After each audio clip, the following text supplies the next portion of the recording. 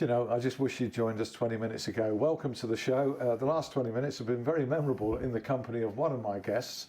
Not so much the other one, because he's only just turned up late. He just walks in the door. He's so used to the routine. It's so familiar to the Sheffield Star's Sheffield Wednesday reporter, Dom Howson. He just turns up with a couple of minutes to go. But the other guest, who could well have been circling the area and making a nonsense of the one-way system, has been here for some time. And that's Steve Thompson, former Sheffield United player and manager. It's good to see you. It's been quite some years, Tomo, hasn't it? Yeah, and as I said, when you gave me the directions to get here, Alan, I was like on the magic roundabout. I was still going round in circles. Yeah, well, that's the programme you should have been on, you see, the magic roundabout. Some people thought that when I played. Yeah. Well, you were a roundabout. Yeah. Well, me and Paul Stancliffe. Yeah, you still are a roundabout. Yeah. He's just managed to squeeze on here. I've decided I'm marking Dom rather than you tonight. So we've got loads to talk about. This fella here has got some fantastic stories, very humorous stories of his time at Sheffield United. But of course, just for the uninitiated, and I always do homework on guests, you've been around the block. People have been around the block going around you, but you have been around the block as well. You played centre-half for Worksop Town, Boston United, Lincoln City, Charlton Athletic, Leicester, who have I missed out? Sheffield United under Harry Bassett. That was a promotion season, wasn't it? Yeah, 88, 89. From what is the League One now and was the third division, and Lincoln City. Yeah, back to Lincoln. Still live in Lincoln. You've managed Lincoln, you've managed Southend, you managed Sheffield United briefly, but eventfully Cambridge United and Notts County. We'll talk about some of the old days. Sheffield United now are in League One, which is where they were when you played for them. Are you surprised that they haven't escaped it yet? Yeah, listen, I mean, I'm a blade through and through. I mean, a lot of people, we were speaking about a lot of people. So Neil Warnock, obviously Chris, who's there now. I signed from 11 years of age playing for Sheffield Boys. Tell you the story about when I walked out of Granville College because there was a game on a Tuesday night and I never went back to my course. And you just walked out of the classroom and didn't return. Yeah, I'd been released as an apprentice by Sheffield United, and I'd gone to the YB as working in the accounts department, and I was taking an exam, going to night class at Granville College, and I went to the toilet and looked across and the floodlights were on a Tuesday night. So I thought, I've got to go to the game, and I went to the game. And I never went back to the York Electricity Board. And people say this. I mean, I know Neil Warnock said it, but you know, I used to clean Tony Curry's boots. I can go through the team: Len Badger, Ted Emsley, Eddie Colquhoun, John Hope, Alan Woodward, Billy Dearden, Gil Rees, Trevor Hockey. And I mean, TC and Len Badger were my idols. And I remember beating Arsenal 5-0 and TC nutmegging Alan Ball. I was there. And then sitting on the ball. Remember when TC sat on the ball? I mean, what a fantastic... And Badge was the first one that did that slide tackle where he dragged the ball back. Yeah. Do you remember when the winger thought he got away and Badge would drag it back? And then Hull City on the cricket side for a sellout. Yeah. And there was a 5-1 victory, wasn't there, against Cardiff City in a promotion game. We could talk about this forever, but you know, some of our audience are a bit younger than us. Okay. Sheffield United, and obviously latterly managing them in the playoffs and the semi-final of the FA Cup, and we all know that, you know, support-wise, Sheffield United are a championship team. You know, I mean, the supporters are incredible, and I mean, Chris has got the task of hopefully guiding them into the championship. It's championship minimum, isn't it? It is. With the support that they've got and the facilities, the heritage, the structure of the club, and whoever gets it, it's a tough job. And what Chris will find now, they're just not content for you to be a Sheffield United player and whatever. You're judged on results now. Yeah. That goes a few weeks, but then, you know. Yeah, they'll stand it for so long, and then it's results, and it's all about getting out of that league, isn't it? And it's the Sheffield Wednesday thing as well. It's as you were saying outside, though. The thing is, for United, they are the big fish. They are the big scalp in that division, and you know, as we've seen in the first 2 weeks of the season, the teams who've gone to Bramall Lane have enjoyed going there. Crewe, Southend, the other day, and also Rochdale on Saturday, who were the better team in my view, and it was a 1-1 draw thanks to a great goal from Billy Sharp. But I'm going to bring Tomo in again shortly about Chris Wilder specifically, because he knows him so well. He signed him twice as a player. We'll talk about him. But Dom, for balance, you're here from the Sheffield Star. Talk about Sheffield Wednesday, and we're scratching our heads really, because I don't know what to Where ask do you want to start? What an extraordinary 2 weeks it's been, really. It's just, we've seen Fernando Forestieri refusing to play, and now, you know, they're on the brink of they've signed David Jones this week, Vincent Sasso's coming in. Yeah. They've picked up 4 good points against the 2 newly relegated sides, and then slips up and played poorly at Burton. Did you see that coming? I can't say that I was completely surprised, as you have to base it on the track record is that they have struggled away from home. We saw it last season against the lower ranked teams, or the teams that Wednesday are now expected to beat. We saw it Charlton and MK Dons last season, 2 of the teams who went down, and then we saw Bolton. They drew 0-0. That was quite early on in the season. Bristol City, even towards the end of last season, where everything's clicked together and got together, they still got turnover. Why is this? I wonder if it's a little bit of a mentality issue, where is it complacency? Maybe there is a touch of that. You know, Carlos Carvalhal the other day was pretty adamant that it's nothing to do with motivation, it's nothing to do with that. But the results are suggesting that there's something clearly not quite right, and they even though the injuries were, Leuven's was already out, Lees was out. These are big players, and they haven't got many. Yeah, they are, and you know that definitely is a factor. But then you could turn that around and go, you know, back in the middle of July, Carvalhal was saying we need at least 1 centre half. So why has it taken until the start of the new season to bring in that centre half?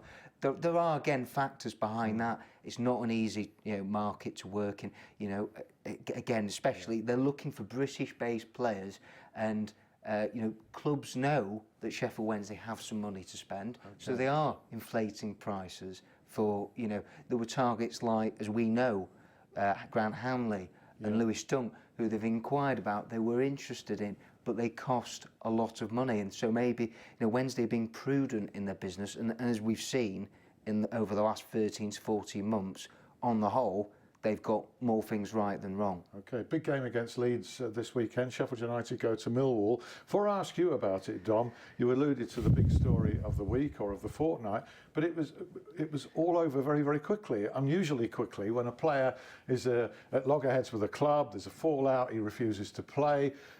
It's all, you know, it's all been put to bed quickly. What do you think, Steve Thompson, when and unfortunately it's not unique, this, you know, we've seen a lot of it over the years, players they won't play. What is your view of that? Well, the power's changed, Alan, hasn't it? When I played, the manager had all the power. I mean, can you imagine saying to Dave Bassett, you'd have been hung, drawn and quartered.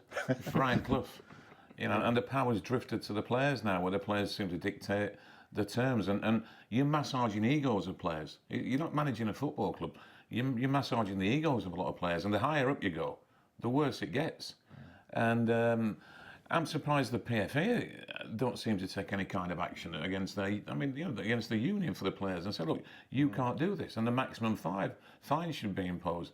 You know, we'd all like to move on to bigger clubs, and you know, I can tell you a story about when I bumped into him in Porterfield many years after I'd left Lincoln. He said, I tried to sign you for Sheffield United with Glenn Cockrell and Gordon Hobson, and he said, Colin Murphy wouldn't sell you, and I was in my prime. And just think, you know, me and Stan in our prime at that time, and big Paul Stancliffe, who was a big pal of mine, and you know, what can you do about it? And you are contracted to play for that football club.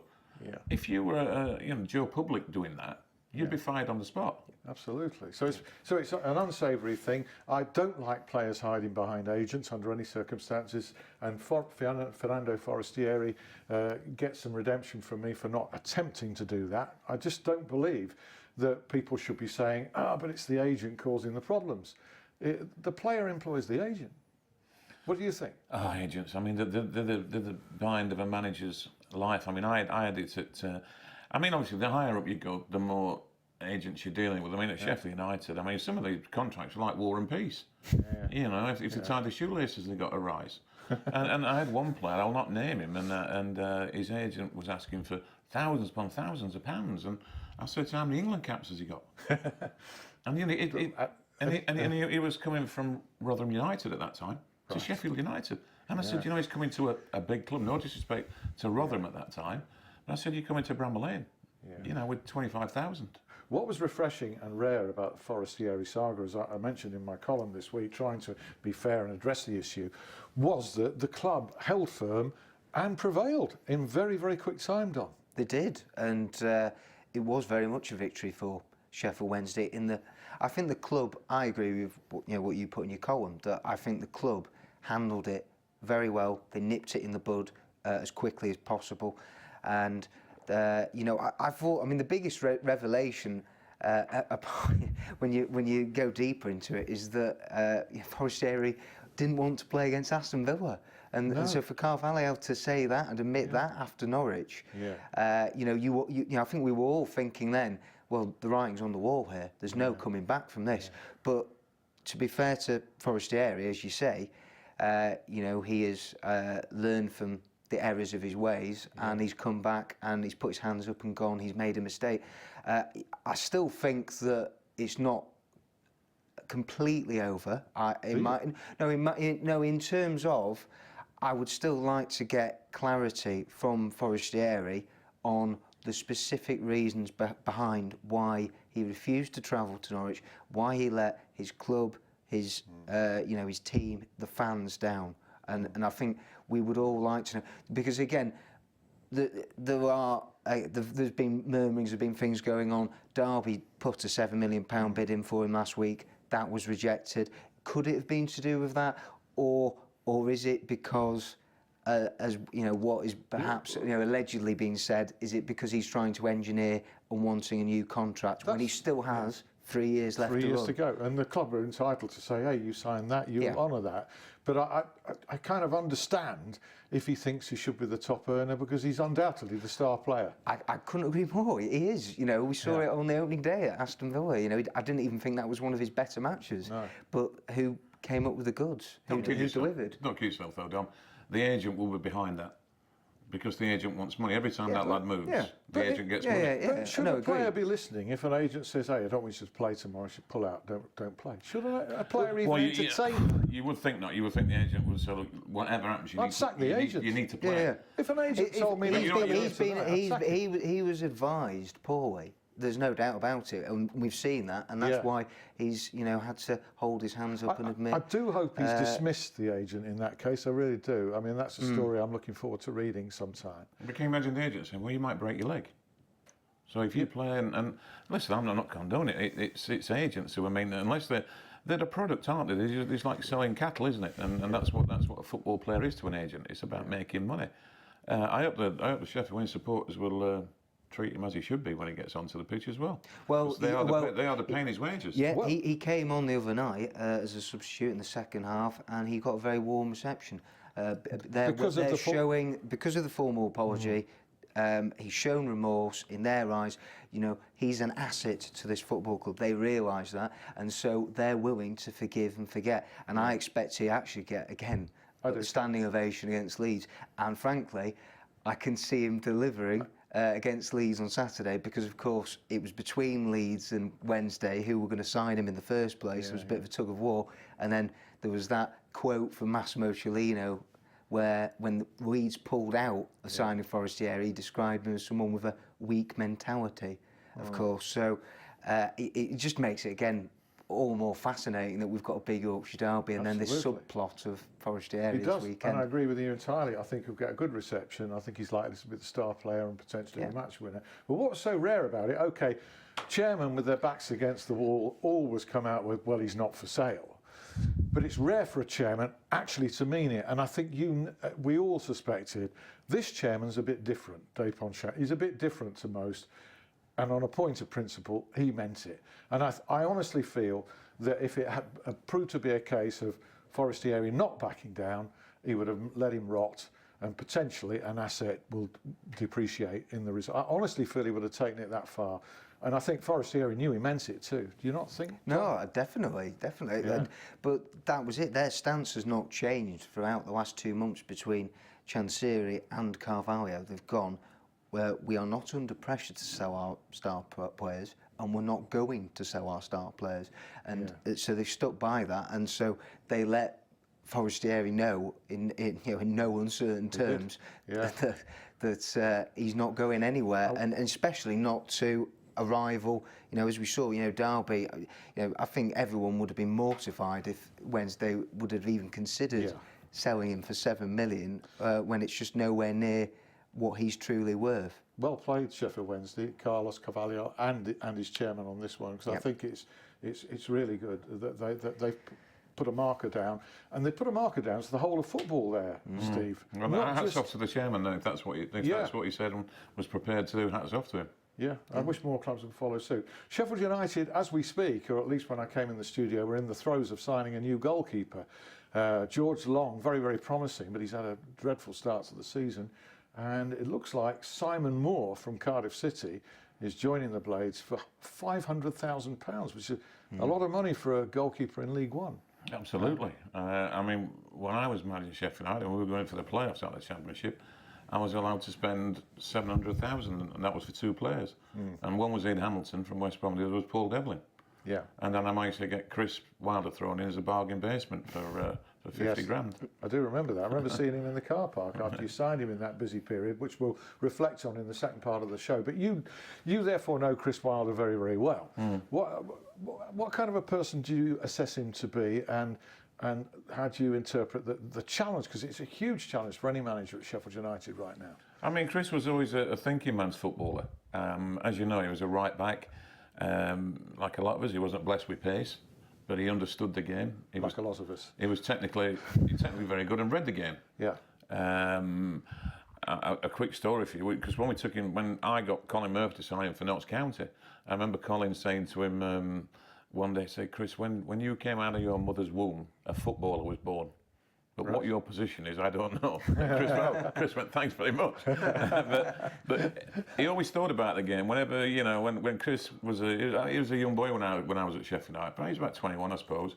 And he was always thinking about the game. And he was managing Sunday League teams then, Chris. Yeah. So he always had aspirations to be in charge of teams. He's obviously he's very good at man management. That's apparent. The way he handles himself and I'm sure, I mean, he knows the challenge. I spoke to him over the summer. I mean, I saw a lot of him when he was at Oxford.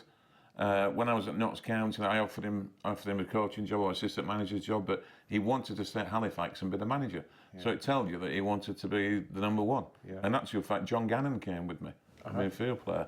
Yeah. And obviously he went to Oxford and did very well, Northampton, and he was headhunted. You know, and 2 of my old clubs, Charlton, he was 11th hour, wasn't he there? And then as soon as Sheffield United come knocking, it's blown out the water then, isn't it? And the man for the job? Well, time will tell, and I mean, time's the big word in football, isn't it? How many managers are given the time? You know better than me how many managers Sheffield United have had in the last 2 or 3 seasons. They have to stick by a manager. They have to give Chris time, you know, and it looks as if he's getting the resources. You'd expect so. A minimum 2 seasons is what I would say, regardless of what happens this season. You've got to have a first season where you've got to get it's the usual managerial that you use. I've got to get my own players in. You have to move players out to move players in. You've got to build your own team. You've got to get across to them what you expect of them. How you manage the football club and so on and so forth. And as you said, this is a learning period, if you like, this season for everyone. And then the following season is the one where you've got to produce the goods. Yeah. Okay. Would you believe the first half was just about flown by? Unbelievable. But I hope you're going to both stay for the second half. Are you? Well, I used to when I played, so if the referee let me. We haven't got one. I'm okay then. I'm all right, yeah. We haven't got one. We'll talk more with Dom about Sheffield Wednesday against Leeds. I saw Leeds the other night, and that late goal that Leeds got to immense relief around Elland Road against a very good Fulham team has not done Wednesday too many favours, I think, because it's changed the whole mood of the opposition for this game. We'll talk about Sheffield United at Millwall. That's a hard game to go into on the back of the week that they've just had. And Tomo's got some great stories about Dave Bassett and his induction to Bassett's regime at Bramall Lane, about Francis Joseph, a player of the time, and Alan Roberts. I've jotted them all down here to remind you they're absolutely hilarious. They had us in stitches before the show began. James Gregg will join us. You will rejoin us, I'm sure, in about 5 minutes' time. Look forward to it. See you then. Bye.